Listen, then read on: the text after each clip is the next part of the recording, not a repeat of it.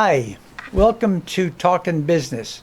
I'm Joe Catrombone. I'm CEO of the Stewart Martin County Chamber of Commerce. And it's my pleasure today to have Steve Strowbridge, Florida Computer Care, with me as my guest today. Steve, thank you. Thank you for having me. Appreciate your coming. It's an honor to be here. You really jumped in with both feet, getting involved in the chamber, which I really appreciate. Yeah. And in fact, you sponsored our breakfast last week. We had a great group. It was. Yeah. It really was. And you just mentioned to me that you've never belonged to a chamber before. That's interesting. I have not. Yeah. So what got you? Why? Why did I join the Stewart Martin Chamber? Yeah. Couple of reasons. Number one, although I service all of the Treasure Coast, I have not really been marketing Martin County specifically. And Dawn Cushing, who was one of your ambassadors. She's a dynamo. Oh, she is. She is the social butterfly of the Treasure Coast. So always got a camera in her. Yes. So I'm in a network meeting with her on Monday, and she strongly recommended that if I was to join a chamber, this would be the one. And so I came to an after-hour social in July, I think it was, Mr. Jalapeno. Oh, yeah. And I met a lot of your members, and we sat down, and we ate, and we drank, and I was like, this is where I want to be. You know what I mean? I was sold on that social that you had all these people who were together who were really interested in supporting each other. It didn't feel competitive or anything else, and I was literally a visitor, a stranger in a strange land, and I felt very welcomed. So, thank you for that. We strive to do that, and our ambassadors and our staff, obviously, and that's what we do. And you hear so many times, and I'm not going to talk much about chambers, I want to talk about you, but you hear so many times, oh, these other chambers are cliquish, and if you don't know this one, you don't know that one. We better not ever be that way. Not under my charge. Right, it's not going to be that way. Right. And our staff and our board, our leaders feel the same way. And whatever success we have achieved, it's due to that. Because we do welcome, and it really is our job to help you. We don't want to just take your money. Right. We want to help you. We want to introduce you to new prospects, new clients, get you new business, help you if you've got a problem that maybe we can help you solve. So enough about the chamber. Tell me more about Florida Computer Care, and please. Well, I've been serving the Treasure Coast now since 2009. I've been doing information technology for over 30 years. I moved here in 2009, got hit with the recession, and so all the really good tech jobs kind of disappeared. I found myself, again, stranger in a strange land. Height of the recession, I really had no choice but to go solo because there just weren't. I've had really premium level top tier jobs, director of IT, senior engineer. So it wasn't like there were a lot of openings for somebody at the top of the food chain. So it was sink or swim. Luckily, I was able to do this because I've always maintained relationships, and I'm a big believer in karma. So I'm born in Miami, born and raised in South Florida. Always maintained relationships. Always tried to help people do the right thing because it's the right thing to do, and just help people, help my community. And it just kind of worked out. All these relationships I've built, all the karma that I had in the bank was building equity, and I just reached out to my contacts and everything else. Said, look, I'm unemployed and I'm available. So if you need help, I'm happy to help you. If you know somebody who needs help, and that was part of it, at least networking with my own contacts, and then literally going door to door throughout Port St. Lucie to get the ball rolling. So so word of mouth and networking. Local business networking has been what's kept me alive now for 13 years, and I'm very, knock on wood, grateful for that. So, so are you a consultant? Is that basically?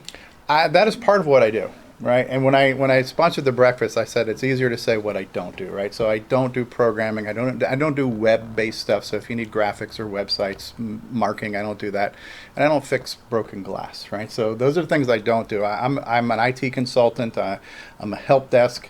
I'm a repairman when you need me to be. Mostly what I do is I support a small business on their daily operations. So I keep all their computers running. I keep them secure. I remote in when they need me to. I come out when they need me to. So I'm basically the computer department for any small business as basically a monthly service. That's what I do. But I will do just about anything. I do work on projects. So if you need me to consult with you and say, we need to do this, or this is how we have to switch your email, that's part of what I do. Do you sell hardware? I don't sell anything because there's okay. So Amazon. yeah, right. So I had to say Overnight delivery, That's too. part of my consulting. If you want to buy a new computer, tell me what you want to do. Here's the specs. Here's 5 choices on Amazon. Pick the one you like.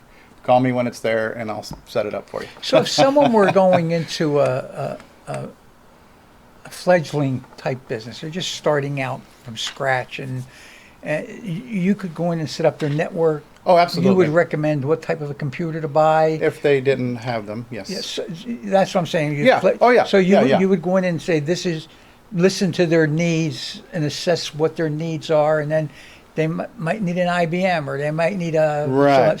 Right. So you would make all of those recommendations. Yes. Yeah. Yeah. And so is how does that work? Is there a service charge for you to do that? Unfortunately I don't charge for as many things as I should. So I don't charge to talk to people. I don't charge to give opinions. Somebody says, can you tell me what it'll cost? I don't do a lot of repairs, but somebody says, how much will it cost me to tell me what it's going to cost me to fix this? I'm like, I'll look at it. And then I'll tell you if it's worth fixing, how much to buy. So I don't charge for a lot of this stuff. Again, I just kind of feel like it's karma. I'll come out, I'll meet you, we'll sit down, we'll talk. I'll say, this is what I think you should do. You know, if you just want me to tell you what to do and you can do it, I can give you the prescription. I can write your prescription. You can do it, follow the steps. Or if you want to have me do it as a project, I can do it that way, just for a block of time. Or mostly what they'll do is end up just hiring me to be their guy, and they pay me monthly and I take care of everything. So it really depends on what they need.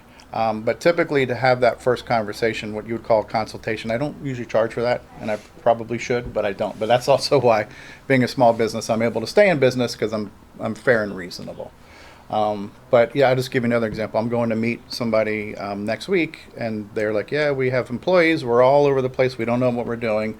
We know we need to do something better. So I'll have that conversation, and we'll talk about some plans. I'll make some recommendations, and then they can say, well, that's great. We think we can do this ourselves. At that point, I probably wouldn't have charged them, or they can say, yeah, we want to hire you either to do it for us once or to support us the whole time. So everybody's needs are different. And I just go in there saying, I'm going to meet somebody, I'm going to try to help them, and maybe they'll become a transaction, maybe they'll become a client for life. So you say you do some minimal repairs. yeah. To hardware? To computers, So- laptops, but again, I won't fix the broken screen. But if your hard drive crashes, or you got a virus, or computer's running slow, I can do things like that to fix it up. Where do you this phenomenon, the home-based business, I call it phenomenon. Right. Has that helped you? Do you see that continuing? I'm going to answer your question, but I wanted to throw something out there that hopefully we can discuss before we run out of time. Sure, Because I want to absolutely. talk about how people, a lot of what I'm doing is people getting scammed and their bank accounts hacked and things like that. I would like to talk to that for a minute. Great. But go back to your other question. So working from home, right? Now we call teleworking, remote working. Because I've been in IT forever, working remotely is nothing new to me. And since I support over 250 businesses, there's no way I could be everywhere, but 90% of the time I support everybody remotely. So that concept is not a new concept to me, but since COVID has hit and there's been so much more remote working, I've actually been busier than ever, especially during COVID. I spent a lot of time, you talked about consulting. I was showing people how to set up Zoom and how to use Zoom that calls was because big. there was a time before Zoom. People Yeah. didn't know what this was. Now Zoom is it's like a Band-Aid. It's a household word, right? So I was creating documentation on how to do what was Google Meetup or whatever that was called, and Zoom and Skype. So I was creating training material for businesses to get their employees to do that. So that was good contract work there. But yeah, so people working from home, I think it's coming back now. I think a lot of businesses are seeing that there's money to be saved by not having all the commercial real estate and the overhead. Oh my gosh, But yes. there's also the fact that I think companies are wanting people to come back to work, and they're struggling with that because people are like, hey, I've seen the promised land. I don't have to leave my house. I can roll up to a desk and go to work. And so people are now resisting wanting to leave the house. So I think there's a struggle there. Somewhere in the middle lies the happy medium. But not to sound insensitive, but COVID has been great for business. Not that the Oh, world yeah. the world has suffered, but those needs have really kept me extremely busy. I remember I think I had one slow month in April of 2020, and it's been nonstop roller coaster ever since. Remember that one month, I'm like, what am I going to do? And ever since then, I'm like, what happened to that slow month I had? I would love a slow day right now. So it's crazy. It's pandemonium, but we're doing the best we can to stay with the world as it turns, you know? And I attribute the success of our networking functions to people sitting at home, in their homes, working remotely, in front of a computer 6, 7, 8 hours a day. They need to get out. Yeah. They need to make that eyeball to eyeball contact. Yeah, and that's what I love about the breakfast meetings, to meet people, I think that's why the socials, to get out, to yeah. not feel, because you get that cabin fever after a while when you're just locked in, staring at the same I'd four go walls. crazy. Yeah, I would. Yeah. So let's talk about. You just mentioned there was something you wanted to talk before and I'll try to keep it brief. But right now, and especially because of COVID and more people at home, online scams. Oh, scams! Oh my God! They're happening worse than ever, and they mostly target and take advantage of seniors because they're a little bit more naive, they're a little bit more trusting, they're not as technical savvy, and you get the phone calls and they give you this scare story that we've accidentally charged you $3,000. We need to help you reverse this charge. You get on your computer and they just take over your whole life, and it's a nightmare. So I've been dealing a lot with that lately, and so what I actually did, because I spend so much time after the fact, here's all the things we have to do to undo the damage.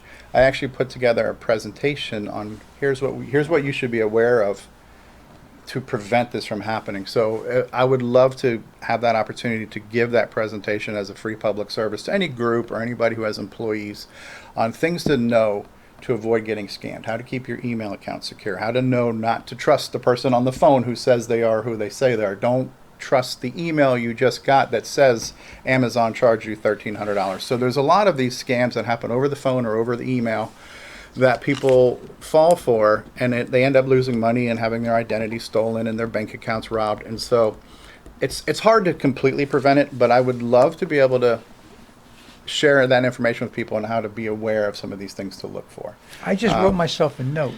Okay. Maybe you could do a presentation at one of our luncheons. Oh. Because I think it is a hot topic. I mean, I can't tell you, I got something the other day, it was like $53,000. They needed help. This was it a Nigerian prince by any chance? No, okay. That Nigeria thing has been going on for 20 years. But no, this, and it really looks, I mean, I know now, they want you to hit here, and then